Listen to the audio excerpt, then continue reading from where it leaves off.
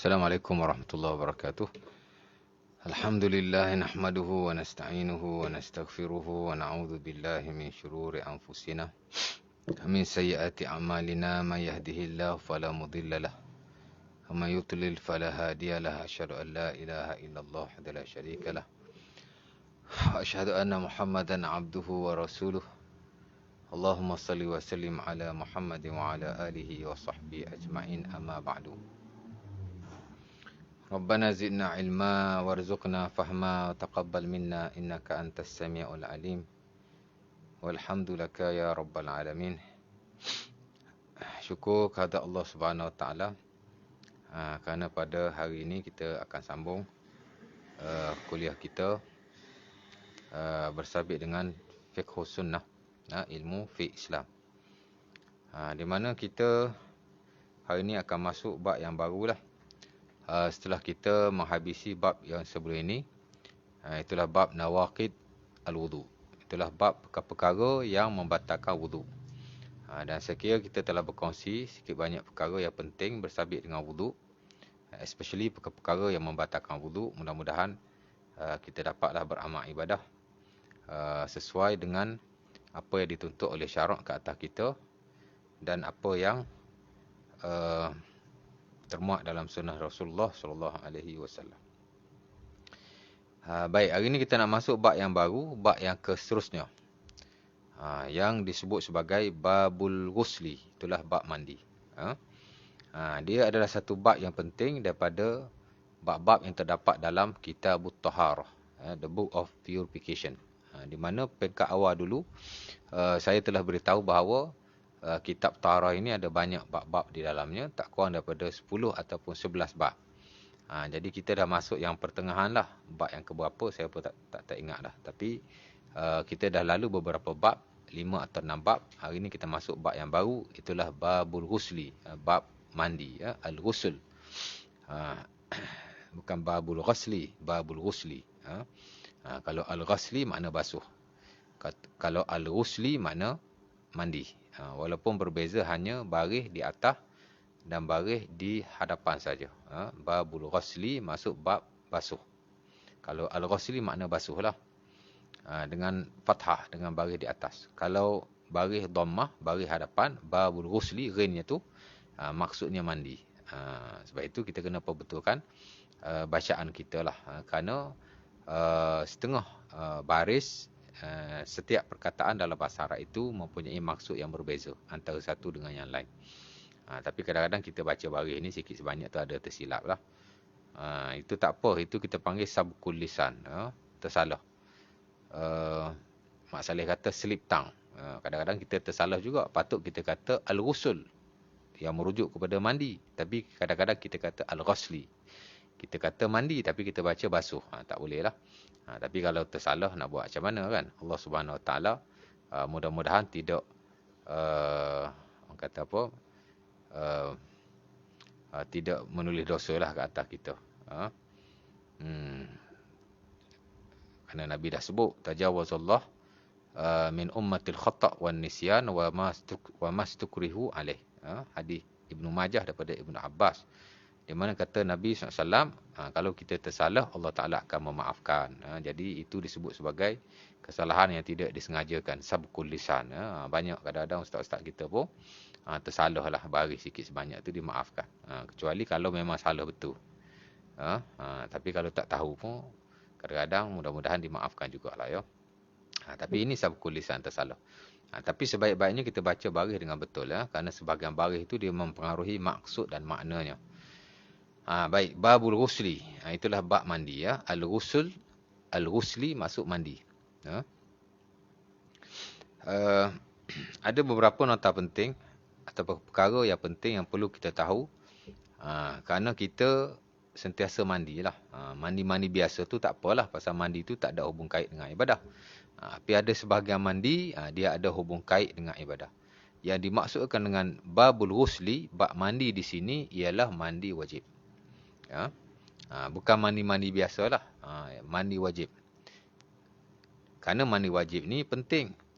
Dan Allah Subhanahu Wa Taala dalam surah Al-Maidah ayat yang ke-6 yang telah saya baca berulang-ulang kali sejak daripada awal bab wuduk dulu lagi.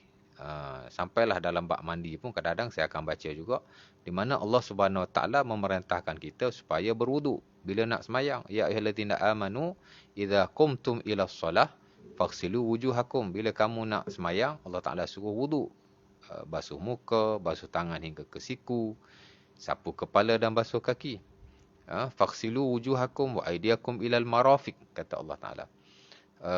Wamsahu bi ru'usikum wa arjulakum ilal ka'baini.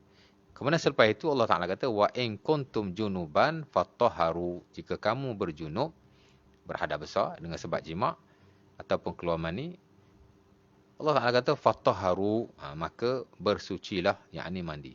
Jadi mandi yang kita nak bincang ke di sini ialah mandi yang ada hubung kait dengan ibadah. Itulah mandi wajib. Hatta kalau mandi yang tak wajib sekalipun, tapi mandi-mandi yang sunnah, yang mana di hujung nanti kita akan bincang tentang mandi-mandi yang mustahab. Al-aghsalul mustahabbah fil Islam. Ya, dia panggil mandi-mandi yang digalakkan atau disunnahkan dalam Islam. Ada banyak mandi. Mandi-mandi yang seumpama itu tak wajib, tapi digalakkan juga kita mandi seumpama kita mandi wajib. Kerana mandi wajib ni adalah mandi yang sempurna. Berbeza dengan mandi-mandi yang lain. Mandi biasa, kita mandi biasa, mandi main-main pun tak apa, asalkan basah badan saja. Tapi mandi wajib dia ada tata caranya, dan dia satu ibadah. That's why bila kita mandi yang ibadah seumpama ini, mandi ibadah ni mandi wajib, dan mandi-mandi yang digalakkan tadi kita mandi dengan sempurna. Dan kita nak mandi dengan sempurna seumpama yang ditata carakan dalam Islam, dalam ilmu fiqh sunnah ni, of course lah kena belajar tentang mandi, ya. Babul ghusli, bab mandi, ya. Baik, pertama saya notakan di sini ialah syarat wajib mandi. Yang disebut dalam istilah Arabnya syurut wujub al-ghusli, syurutu wujubil ghusli, syarat wajib mandi, ya. Dan kita tak nafikan dalam hak ehwal agama yang ada hubung kait dengan ibadah, sentiasa ada syurut al-wujub, syarat wajib. Dulu pun kita bincang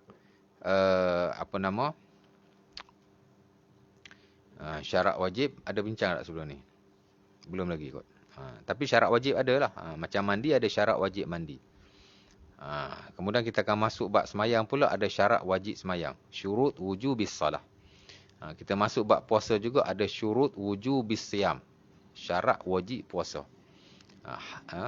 Haji pun sama, ada syurut wujubil haj, syarat wajib haji. Zakat pun sama, ada syurut wujub az-zakah, syarat wajib zakat. Jadi hal-hal yang bersabit dengan ibadah dalam Islam sentiasa ada syarat wajib. Hatta dalam hal-hal yang lain pun, umpama dalam jihad, kita akan masuk insya-Allah taala selepas daripada fi'il ibadat, sejurus selepas babul haj, bab haji, ataupun kitabul haj, kitab haji, kita akan masuk dulu sebelum kita nak masuk fiqh-fiqh yang lain seperti fiqh muamalah atau fiqh munakahah. Kita akan bincang tentang jihad, kitabul jihad. Ada juga syarat wajib jihad, syurut wujubul jihad, syurut wujubil jihad, syarat wajib jihad. Dan mungkin lagi ada perkara-perkara yang lain yang menyatakan syarat wajib. Nampak? Dan awal-awal syarat wajib yang kita belajar, insya-Allah taala, ialah syarat wajib mandi. Dah kita kata mandi ni ada mandi yang diwajibkan. Jadi apa syarat-syaratnya yang mewajibkan kita mandi? Dan saya notakan di sini ada beberapa syarat wajib mandi. Ini amat diketahui dalam mana-mana buku fiqh, dalam mana-mana aliran. Walaupun ada sikit sebanyak perbezaan, tak banyaklah, kerana kita nak kena faham. Dalam aliran ataupun mazhab yang pelbagai ni kadang-kadang ada sikit sebanyak perbezaan. Tapi perkara-perkara yang asas, yang fundamental, yang dinaskan secara jelas dalam Al-Quran ataupun banyak dalam hadis-hadis Nabi SAW, kebiasaannya sama. Macam kita kata wuduk lah, wuduk ni semua sebenarnya sama saja. Jangan kata wuduk mazhab Syafi'i lain, wuduk mazhab Hanafi lain, wuduk mazhab Maliki lain, wuduk mazhab Hambali lain, sebenarnya sama saja. Sikit sebanyak perkara yang berbeza, tetapi sebahagian besarnya sama. Semua adalah wuduk Rasulullah SAW. Semua perkara-perkara furu' adalah sikit sebanyak perbezaan itu, kan? Sebab itu kita jangan beza-bezakan. Kerana ini adalah perkara yang berasaskan kepada sunnah Nabi SAW. Cuma ada perkara-perkara furuk yang terlalu kecil lah. Mungkin ada perbezaannya. Tapi secara asalnya dia sama. Fundamentalnya dia sama. Sama juga syarat wajib mandi. Mungkin ada sikit sebanyak khilaf. Tapi secara asasnya ada beberapa syarat wajib mandi. Maksudnya jika berlaku perkara-perkara ini, wajiblah ke atasnya mandi. Itulah yang dimaksudkan dengan syarat wajib mandi. Pertama, keluar mani. Yang kedua ialah bersetubuh. Yang ketiga ialah haid. Yang keempat ialah nifas. Yang kelima ialah masuk Islam. Masuk Islam ni khilaf sebenarnya. Tapi saya notakan juga di sini kerana saya melihat sebahagian besar juga para ulama melihat masuknya seseorang itu dalam agama Islam. Orang yang kafir lah, bila dia masuk Islam, sebahagian besar juga ulama melihat mereka ni wajib mandi di atas dasar-dasar tertentu, walaupun ada khilaf. Itu yang kelima. Dan yang keenam, mati. Mati pun sama.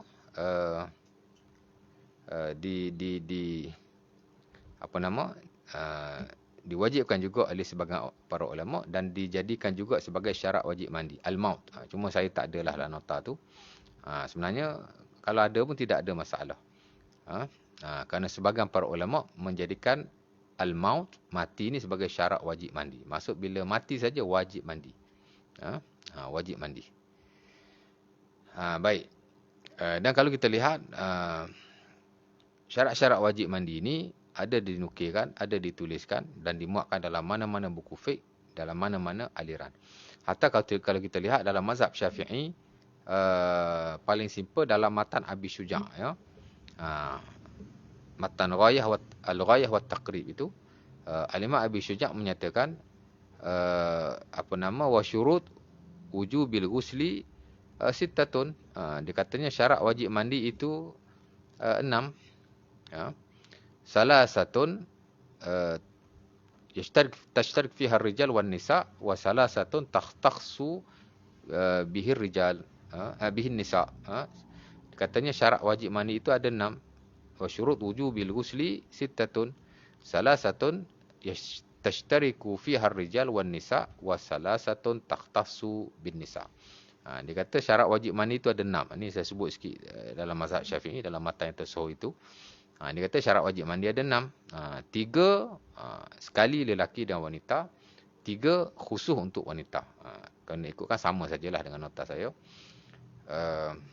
Tapi dia sebut macam tu. 3 yang bersama lelaki dan wanita. Yang pertama dia kata khurujul mani, keluar mani. Wal jima', kemudian jima'. Wal maut, dan mati. 3 ni lelaki sama, wanita sama. Dan 3 lagi katanya takhtassu bihan nisa. Ini 3 lagi perempuan saja. Itulah al-haid, wan nifas, wal wiladah.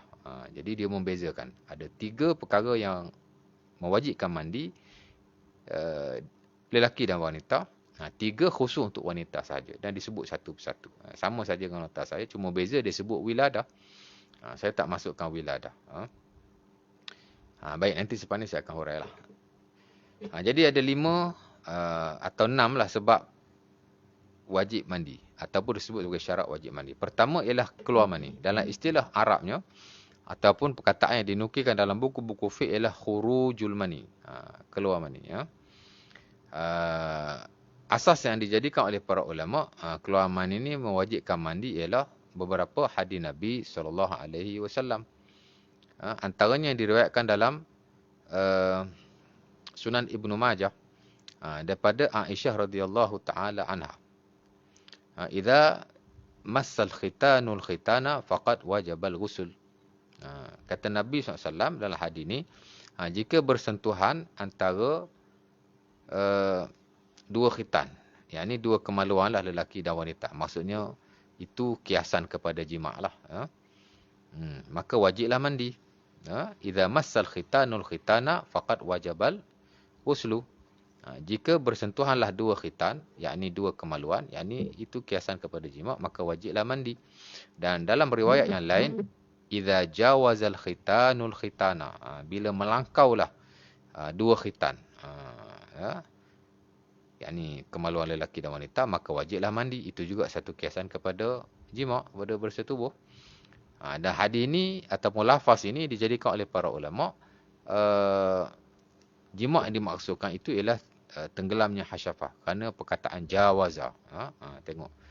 Jadi perkataan yang ada dalam hadis itu memberi kefahaman yang penting kepada hukum hakam syarak.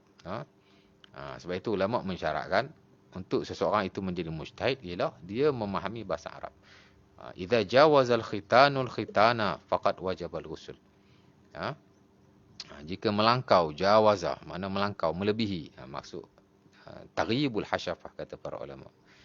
Kerana tidak dimaksudkan dengan taghyibul hasyafah jika dia tidak mujawazah, ya, tidak melangkau. Baik, ada lagi hadis yang lain umpama dalam Sahih Bukhari daripada dan Muslim daripada Abi Hurairah radhiyallahu taala anhu, di mana kata Nabi SAW, itu dalil bersetubuh, ya.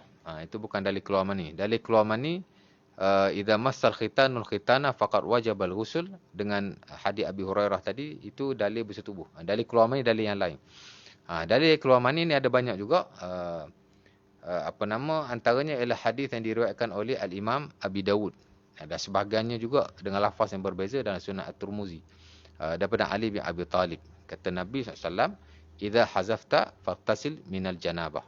Bila keluar mani dan mani itu keluar dengan kuat, maka hendaklah kamu mandi daripada janabah. Idza hazafta faghtasil minal janabah. Ataupun setengah riwayat, idza fadahtal ma' faghtasil. Bila keluar air, hendaklah kamu mandi. Masuk keluar mani lah.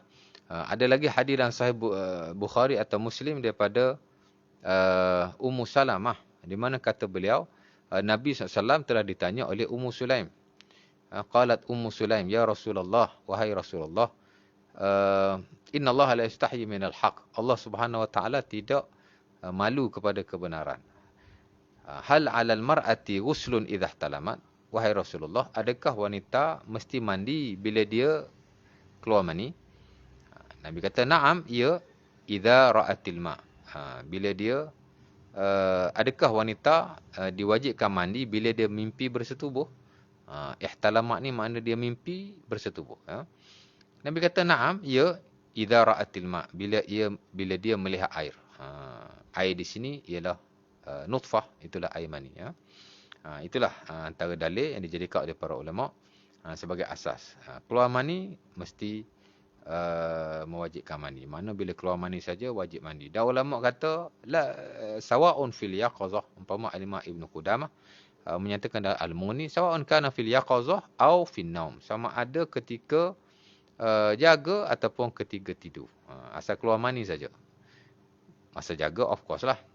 Cuma ketika jaga, ulama mensyaratkan dua lah. Pertama, dia panggil, pertama dia mensyaratkan al-ladzah, keluar dengan ladzah, keluar dengan rasa sedap, rasa lazat. Sebagai ulama mensyaratkan, walaupun sebagai ulama tidak mensyaratkan, dalam mazhab Syafi'i tidak mensyaratkan ladzah. Asal keluar mani saja, maka diwajibkan mandi. Tapi sebagai ulama mensyaratkan, dia membeza-bezakan antara tidur dan juga ketika sedar. Ketika sedar, mesti dua perkara. Pertama, ladzah.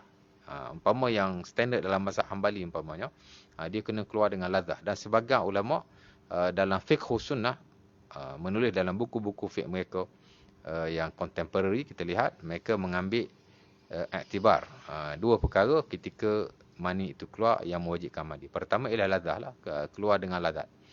Maksudnya kalau mani keluar tanpa kelazatan, maka dia tidak diwajibkan mandi. Umpamanya kalau orang nak ambil air mani dengan suntikan, dia tak ada lazah, dia ambil saja air mani, tak wajib mandi. Tapi sebagai ulama kata wajib mandi juga. Lazah, mesti lazah.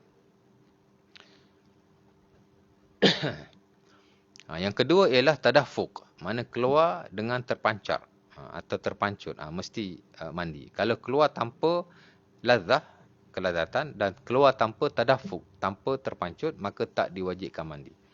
Asalnya ialah hadis Nabi SAW yang diriwayatkan dalam Sunan At-Tirmizi. Kata Nabi, kata Nabi, hadis ini hadis Ali bin Abi Talib, idza fadahtal ma' faghtasil. Kata Nabi, bila air itu keluar dengan terpancut, maka mandilah. Dan dalam riwayat yang lain, kata Nabi, idza hadzafta faqtasil minal janabah wa idza lam takun hadzifan fala taqtasil, ataupun setengah riwayat fala ghusla alaik. Nabi kata bila air itu keluar dengan laju, dengan terpancar, maka mesti mandi. Jika dia keluar tanpa keadaan yang sedemikian, maka tidak wajib mandi. Jadi sebagai ulama mensyaratkan dua itulah. Air mani yang keluar dengan ladzah dan dengan tadafuk, dengan terpancut, maka wajib mandi. Tapi kalau tidak melibatkan kedua-duanya, maka tidak wajib mandi. Tapi kita tak nafilah, sebagai ulama kata dua syarat itu tidak perlulah ya. Umpama yang standard dalam mazhab Syafi'i, asal keluar mani saja wajib mandi. Walaupun keluar disuntik umpamanya, ataupun keluar boleh jadi keluar ketika sakit umpamanya, tahu-tahu dia keluar saja ya. Ataupun dia keluar kali kedua atau ketiga selepas dia keluar kali pertama. Ya, kali pertama tu dah keluar dah, tiba-tiba meleleh keluar lagi. Kalau ikut mazhab Syafi'i kena mandi lagi ya. Tapi saya kira sebagai ulama yang lain kata tak perlu mandi. Ia air mani yang sama. Yang keluar tadi, yang keluar sekarang sama saja. Malah yang tadi yang mewajibkan mandi sebab dia keluar dengan terpancut. Adapun yang keluar kali kedua, ketiga selepas itu, dia adalah mani yang sama, sementara dia keluar tanpa tadafuk, tanpa terpancut. Maka dia tidak diwajibkan mandi ya. Itu secara jagalah. Adapun jika ia keluar semasa tidur, wajib mandi juga di sisi majoriti para ulama jika dia melihat setelah dia jaga. Sama ada dia bermimpi ataupun tidak. Boleh jadi malam tadi dia mimpi ihtilam, mimpi bersetubuh. Bila dia bangun pagi, dia tengok ada air, maka wajib mandi. Jika ada air mani lah, kalau air lain tak payah mandilah. Ya. Ataupun jika dia bangun tidur, dia lihat ada air mani, tapi dia tak ingat. Dia tak ingat pun dia mimpi. Aku tak mimpi malam tadi, tahu-tahu keluar. Maka di sisi majoriti mewajibkan juga mandi ya. Ataupun saya kira bukan majoriti lah, ijma' para ulama, jika seorang itu bangun daripada tidur, dia melihat ada air mani, mimpi tak mimpi tu nombor dua, dia wajib mandi as long as dia ada air, nampak air, ada air yang keluar. Tapi kalau dia mimpi bersetubuh, tapi bila dia bangun pagi tidak ada air mani, maka tak wajib mandi. Dan ini berlaku di mana Rasulullah SAW ada ditanya, umpama dalam hadis yang diriwayatkan oleh Aisyah radhiyallahu taala anha, Nabi ditanya, ada orang lelaki tu dia bangun, tiba-tiba dia melihat air mani, tapi dia tak bermimpi pun. Nabi kata dia wajib mandi. Dan seorang lagi dia mimpi bersetubuh, tapi bila dia bangun pagi dia tak nampak apa-apa air. Nabi kata tak perlu mandi. Su'ilan Nabi 'anil rajuli dzakara annahu ihtalama falam yazkur ballatan. Faqala an-nabi la ghusla alaih. Wa su'ila 'anil rajul lam yadhkur ihtilaman wa yara balalan, faqala an-nabi alaihi al-ghusl. Atau kama qala. Begitulah hadisnya. Nabi ditanyalah, dua orang lelaki, seorang ni dia mimpi bersetubuh tapi tak lihat air mani. Seorang lagi dia tak mimpi tapi dia melihat air mani. Seorang lagi dia bermimpi tapi dia tak lihat air mani. Jadi yang melihat air mani itu Nabi suruh mandi, yang tak melihat air mani walaupun dia bermimpi maka tak wajib mandi. Nampak? Jadi keluar mani. Jadi saya ulang balik, keluar mani wajib mandi secara jaga, dan juga bila dia bangun daripada tidur. Secara jaga, sebagai ulama mensyaratkan mesti keluar dengan kelazatan, mesti keluar dengan terpancut, dan sebagai ulama tidak mengambil kira ya. Ketika bangun tidur, macam itulah, jika lihat air mani dia wajib mandi, dan dengan hadis-hadis yang telah saya baca tadi. Ala kulli hal, para ulama sepakat menyatakan bahawa jika keluar mani seseorang maka ia wajib mandi. Cuma hak tadi khilaf lah. Keluar pancut tak terpancut, keluar kali kedua dan ketiga selepas persetubuhan, nak kena mandi lagi ke tidak. Contohnya dia bersetubuh, keluar air mani, kemudian selepas tu dia tak mandi, duk keluar meleleh lagi. Ataupun dia dah mandi, lepas tu keluar meleleh lagi, macam mana? Sebagian ulama kata tak payah mandi dah, sebab itu air mani yang sama. Sementara dua syarat tadi tidak ada, itulah lazah dan tadaffuk. Tapi tak dinafikan, sebagian ulama kata masih wajib mandi ya. Sebab itu dalam mazhab Syafi'i digalakkan sebelum kita mandi kita kencing dulu supaya air mani yang ada tu keluar. Itu lebih baik. Dan kita keluar daripada khilaf. Takut-takut lepas kita mandi air mani keluar lagi. Kalau ikut mazhab Syafi'i kena mandi lagi sekali lah. Kan menyusahkan tu. Sedangkan agama tidak menyusahkan. Wa ma ja'ala 'alaikum fid dini min haraj. Surah Al-Hajj ayat 78 yang kita perlu ingat. Pelajar-pelajar ilmu fiqh, asas kepada fiqh ni ialah Allah Taala tidak menyusahkan kita. Sebab itu ada ulama yang kata tak wajib mandi dah. Ia air mani yang sama. Sementara tidak ada syarat lazah dan tadafu, terpancut. Tapi tak dinafikanlah sebagian kata kena wajib mandi. Sebab itu dia menggalakkan kencing dahulu. Umpama yang standard dalam mazhab Syafi'i. Baik. Kemudian yang kedua ialah bersetubuh. Bersetubuh hadis yang telah saya baca tadi. Saya tertukar sebab bersetubuh dengan keluar mani ni hadis yang hampir sama, ya. Jadi dia kadang-kadang tersilap. Hadis yang saya baca, hadis yang pertama tadi hadis Aisyah, idza massal khitanul khitana wajibal ghusl. Ada riwayat idza jawazal khitanul khitana wajibal ghusl. Hadis Ibnu Majah dan selainnya daripada Aisyah. Nabi kata bila bersentuhan antara dua khitan, yakni dua kemaluan, itu kiasanlah kepada jima, maka wajib mandi. Hadis yang lain, hadis Abi Hurairah dan Sahih Bukhari dan Muslim, kata Nabi idza qa'ada baina syu'abihal arba' faqad wajibal ghusl. Bila dia duduk di antara 4 penjuru isterinya, maka hendaklah dia mandi, wajib mandi. Itu juga kiasan kepada jima. Dan ada lagi hadis-hadis yang lain. Tapi sepakat para ulama, mereka yang bersetubuh walaupun tidak mengeluarkan mani, maka wajib mandi. Walaupun adalah segelintir para ulama yang kata bersetubuh jika tidak keluar mani tidak wajib mandi. Dan itu juga pendapat yang disebahkan kepada sebahagian para sahabat, tapi mereka telah kembali daripada pendapat itu kepada pendapat yang lain, itulah wajib mandi juga. Kerana dalam hal ini hadis Aisyah diguna pakai berbanding hadis Nabi yang lain.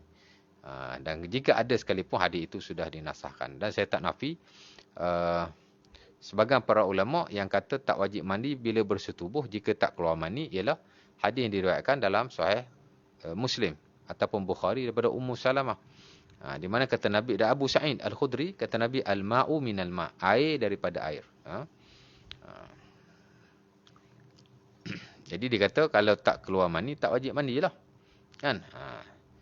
Tapi hadis Aisyah dan Abu Hurairah yang saya baca tadi dijadikan sandaranlah oleh hampir keseluruhan para ulama, dan sebagai ulama kata telah diijma'kan. An-Nawawi dalam Al-Majmu' Syarh Muhazzab menyatakan bahawa telah diijma'kan. Bahkan pendapat sebahagian para sahabat yang kata tak wajib mandi itu mereka telah tukar kepada pendapat wajib mandi juga. Dan sebahagian pendapat itu dinisbahkan kepada Abu Hurairah yang kata tak payah mandi, tapi akhirnya telah ditukar. Pendapat yang baru wajib mandi juga dan telah diijma'kan. Jadi asas tubuh saja wajib mandi, wajib mandi. Baik. Kemudian yang ketiga ialah al-haid. Haid juga wajib mandi. Dia ni amat diketahui oleh para ulama, sehingga diijma'kan juga. Begitu juga dengan nifas. Kerana kedua-dua ini melibatkan darah yang keluar daripada wanita. Haid ialah darah yang keluar setiap bulan ke atas wanita. Nifas darah yang keluar ketika beranak. Jadi kedua-duanya melibatkan darah yang keluar daripada wanita. Satu darah adat, satu darah beranak. Darah adat ni makna darah yang keluar setiap bulan secara rutin ke atas wanita.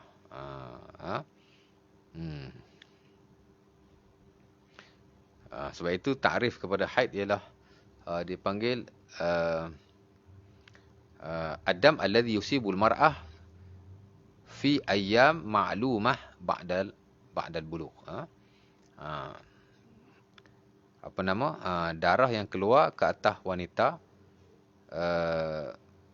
secara maklumah, atau bukan, darah yang keluar ke atas wanita pada hari-hari tertentu selepas dia balik. Sebab itu haid adalah tanda kepada balignya seorang wanita. Jadi darah keluar haid, maka wajiblah dia mandi. Begitu juga dengan nifas. Bila seorang wanita itu beranak dan keluar darah pada waktu itu, sama juga dia wajib mandi. Dan kata Al-Imam Ibn Qudamah, la khilafan, tidak ada khilaf li wujubil ghusli bil haidi wan nifas. Tidak ada khilaf tentang wajibnya mandi ke atas orang yang haid dan orang nifas.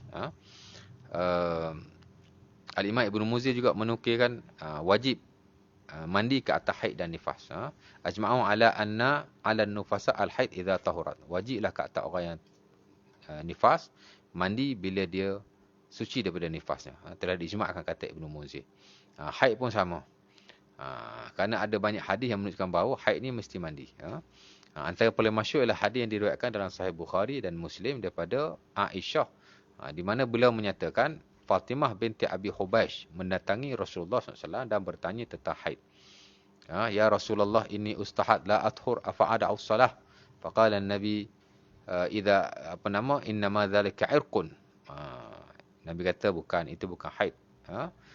Fatimah binti Abi Hubaish mendatangi Rasulullah. Dia kata, wahai Rasulullah, aku ni istihadah. Keluar darah, bukan haid lah, keluar darah istihadah. Kemudian, adakah aku perlu solat? Maka Nabi berkata, itu bukan darah haid. Tapi ialah darah yang keluar daripada innama dzalika irqun, mana darah yang keluar daripada urat saraf wanita. Kita kata macam darah penyakit lah, lebih kurang begitu. Dan Nabi kata, innama dzalika irqun. Itu adalah darah yang bukan darah haid.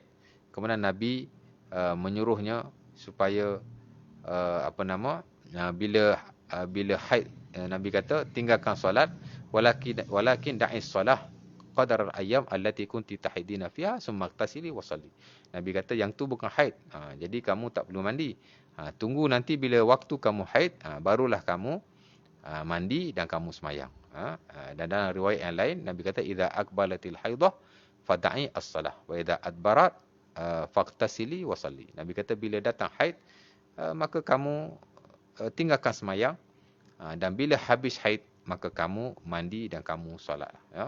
Dan ada lagi lah hadis-hadis yang lain, tapi yang masyhur ialah hadis yang merujuk kepada persoalan Fatimah binti Abi Hubaish kepada Rasulullah SAW, dan telah diijma'kan haid wajib mandi.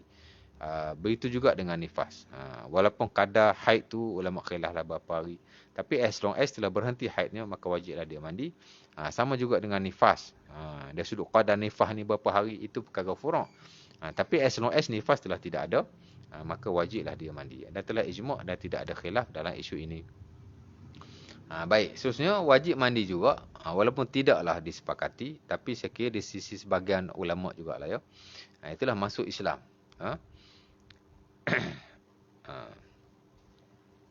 Kerana pada zaman Rasulullah SAW ada orang yang masuk Islam dan Nabi suruh mandi.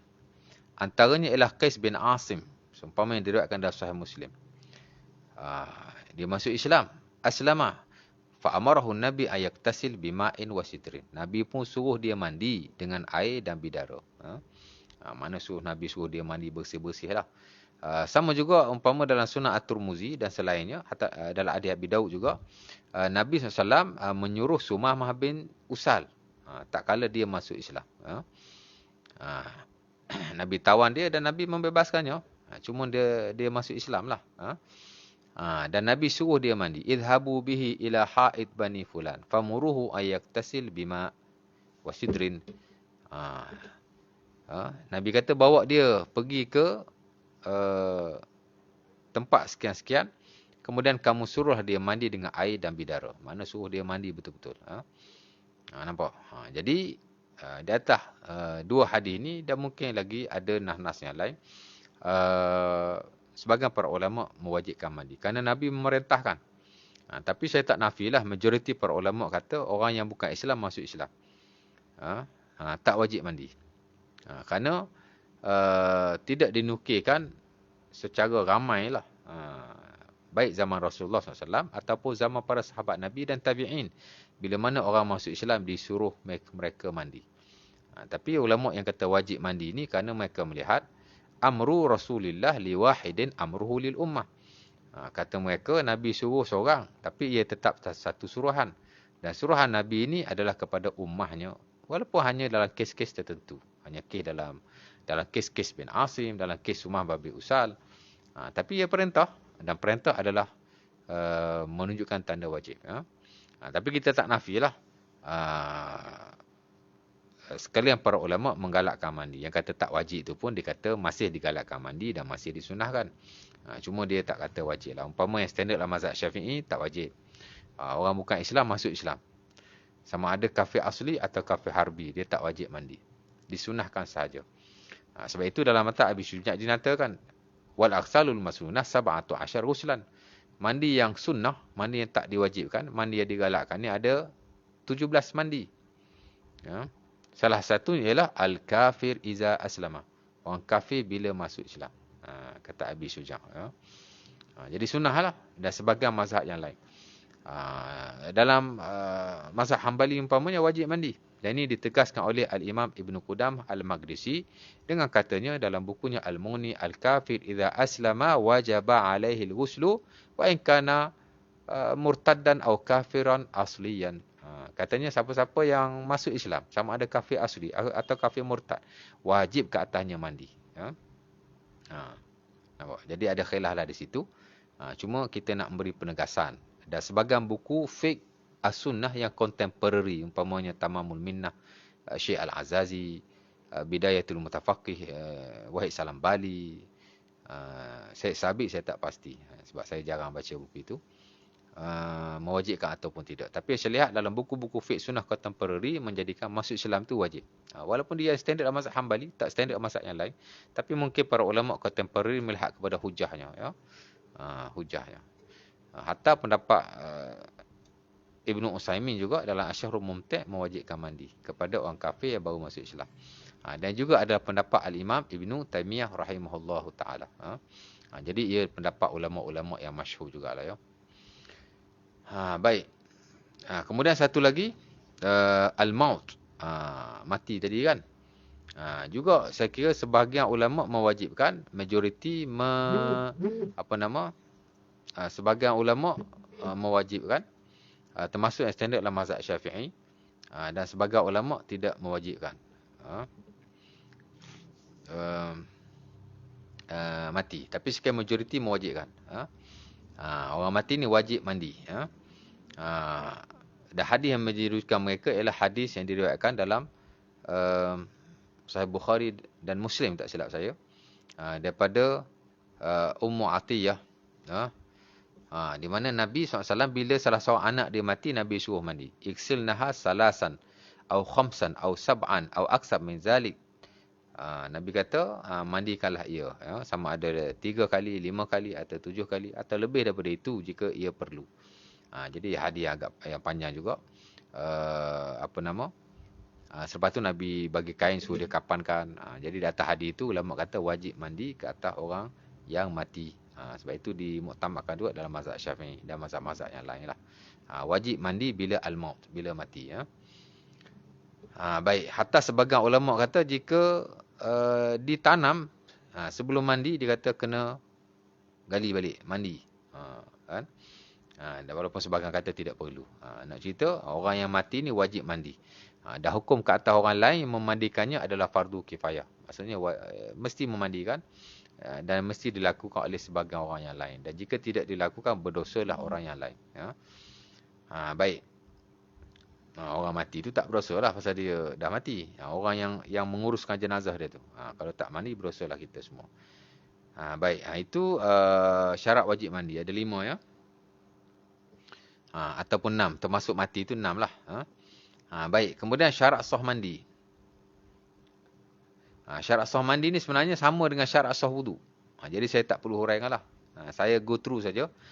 Pertama ialah terputus apa yang mewajibkan. Inqita' ma yujibuhu. Jika kita lihat syarat sah mandi dengan syarat sah wudu, dia sama saja. Syurut wujubil ghusl dengan syurut wujubil wudu sama saja. Ada 7 syarat. Pertama, Islam. Pertama Islam tu saya buat nombor 2. Islam pertama terputus, tak apalah saya ikut nota ni. Pertama, terputus apa yang diwajibkan, apa yang mewajibkannya. Maksudnya kalau dia kencing, dia kena basuh dulu kencing dia. Kalau dia berak, dia kena basuh dulu berak dia. Tapi ada juga ulama yang tidak mensyaratkan. Ya. Mana kalau kencing, dia tak basuh kencing dulu, dia wuduk dulu. Kemudian baru dia basuh kencing. Sebagian ulama kata sah. Tapi sebagian ulama kata tidak sah. Mesti melunaskan dulu tuntutan yang lebih penting, itulah bersuci daripada najis. Mana kalau dia kencing, dia kena istinja dulu. Baru dia wuduk. Itulah maksud terputus apa yang mewajibkannya. Mana apa yang mewajibkannya, istinja itu wajib, maka dia kena settle hak tu dulu, barulah dia berwuduk. Kalau dia berwuduk dalam keadaan dia tidak beristinja, maka tidak sah wuduknya. Yang kedua, Islam. Islam of course lah, kerana syarat kepada ibadah keseluruhannya adalah Islam. Dan kita boleh rujuk dalam ayat Quran, dalam surah Az-Zumar ayat 65 dan surah At-Taubah ayat 56. Kata Allah, wa ma tuqbal minhum nafaqatuhum illa an kafaru billahi wa rasulih. Orang kafir ni Allah Taala tidak terima amalan baik mereka, sedekah mereka, kerana mereka telah engkar kepada arahan Allah dan Rasulnya. Jadi kalau sedekah orang-orang bukan Islam tidak diterima, ibadah lebih-lebih lagi. As-sadaqat la tuqbal minhum fal ibadah min babi aula. Kata Ibnu Utsaimin dalam Asyarhul Mumti'. Sedekah pun Allah Taala tak terima, maka ibadah lebih-lebih lagi tidak diterima. Ayat ni yang dijadikan hujah oleh para ulama. Sa'ir ibadatil kufar la tuqbal minhum. Semua ibadah-ibadah orang kufar tidak diterima daripada mereka. Of course lah ibadah tidak diterima. Jadi Islam adalah syarat terpenting. Kemudian berakal, juga sama. Tidak sah mandi orang-orang yang gila. Tidak sah mandi orang-orang yang pengsan umpamanya.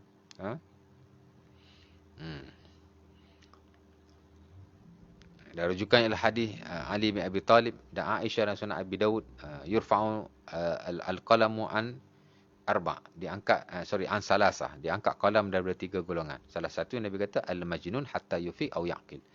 Orang gila sehingga dia berakal atau dia sembuh.